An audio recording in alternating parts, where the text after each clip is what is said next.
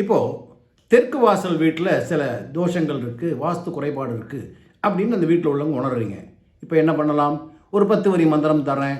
வாசலில் தலைவாழை இலை போட்டு பூஜை பொருட்களை வச்சு நீங்களே பூஜை பண்ணுங்க, சிறப்பாயிடும்.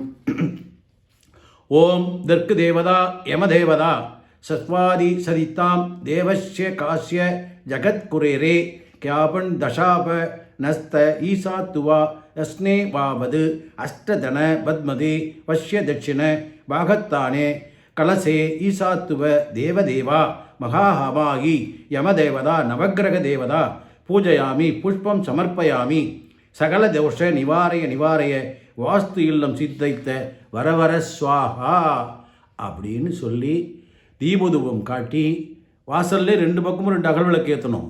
புரியுதுங்களா? அந்த வீட்டில் இருக்கிற நல்ல விளக்குன்னு சொல்லுவோம், காமாட்சி விளக்கு, அதை ஏற்றக்கூடாது.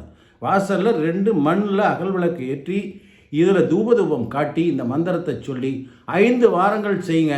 உங்கள் வீடு, அந்த தெற்கு வாசல் வீடு சுபீட்சமாகி நல்ல பணவரவு, சந்தோஷம், உடல் ஆரோக்கியம், சுபகாரியங்கள்லாம் நடக்கும். வேறு ஒன்றும் இல்லை.